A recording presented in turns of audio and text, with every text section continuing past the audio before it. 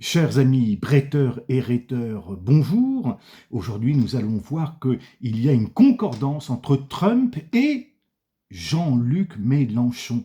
Oui, entre Donald Trump et Jean-Luc Mélenchon. Les deux ont proféré des attaques ad personam, Donald Trump aujourd'hui, lundi. Et bien sûr, celle de Jean-Luc Mélenchon est plus ancienne. Les attaques en rhétorique, elles sont de trois sortes. Elles sont ad re. Re, ça veut dire la chose. Contre la chose, qu'on peut traduire sur le fond du dossier. Après, il y a les attaques ad hominem. Et il ne faudrait pas les traduire par contre l'homme. C'est-à-dire que ici, l'attaque ad hominem, c'est une attaque contre la personne dans sa fonction en tant que ministre, en tant que gestionnaire, en tant que chef d'entreprise ou en tant que balayeur. Et puis, il y a une troisième catégorie qu'on n'aime pas en rhétorique aristotélicienne, mais que les extrêmes aiment beaucoup. C'est l'attaque ad personam. Et là, on n'est plus dans le ad hominem, où on va dire qu'un tel, en tant que gestionnaire, est un mauvais gestionnaire, mais on va attaquer la personne humaine dans sa singularité.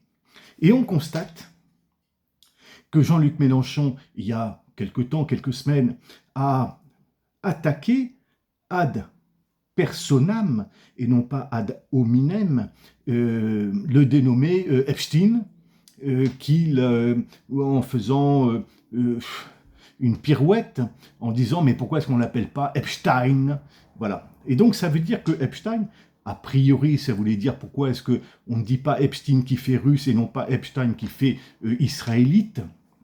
Et donc, il n'attaquait pas ce criminel ou ce pédocriminel en tant que tel, mais en tant que personne juive. Vous voyez, ça c'est une attaque ad personam, et encore une fois en rhétorique, en règle générale, on s'interdit cela.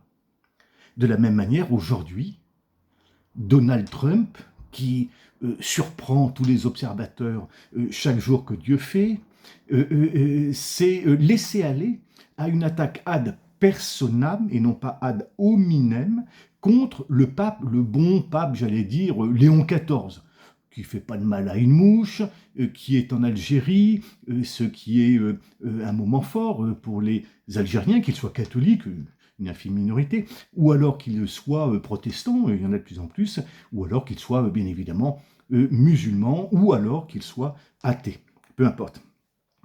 Donald Trump vient, là il y a une heure, de traiter le pape Léon XIV de personne faible. Quel rapport avec sa fonction de pape? Un pape, par définition, va plutôt encourager la paix que la guerre. Et proposer la paix, ce n'est pas faire signe de faiblesse, sauf dans un esprit belliqueux, pour qui il faut dominer l'autre absolument, l'écraser, le réduire en cendres. Et voyez-vous, de la même manière que Jean-Luc Mélenchon aurait pu faire une attaque ad hominem contre le marchand en tant que marchand de pédocriminalité, eh bien Donald Trump ne se serait pas abaissé s'il avait fait une attaque ad hominem contre le pape, en disant « vous, en tant que pape, nanani, nananer ». Mais dire de lui que c'est une personne faible, si c'est la bonne traduction du terme employé, n'apporte strictement rien. Et donc, on a ici un exemple, de ce qu'il ne faut pas faire, parce que les attaques ad personam continuelles, ou répétées plus exactement, de Jean-Luc Mélenchon, ont eu des conséquences électorales, on l'a vu au municipal. Et elles vont avoir des conséquences chez Donald Trump. Et elles sont tout aussi régulières, j'allais dire, sur, sans doute, attention, je ne suis pas devin, sans doute, sur les élections de mi-terme qui vont arriver bientôt.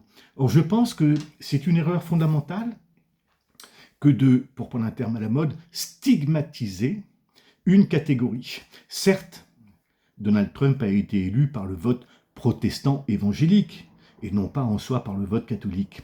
Mais il va s'attirer par une attaque qui touche au cœur tous les catholiques. Un vote soit abstention, soit un vote contre, uniquement pour cela. De la même manière que pour toutes les religions. Eh bien, le fidèle, le croyant, se sentira attaqué, agressé. Si on attaque non pas sa foi, parce que ça, en France, on a la liberté de le faire, mais une personne, entre guillemets, sacrée. Voilà où un exemple qu'il ne faut surtout pas répéter, et un exemple qui montre qu'on peut être à l'échiquier gauche ou à l'échiquier droite, et faire ou commettre les mêmes erreurs rhétoriques. Amis rhéteurs, amis breteurs, à bientôt, et n'oubliez pas, la vie est belle.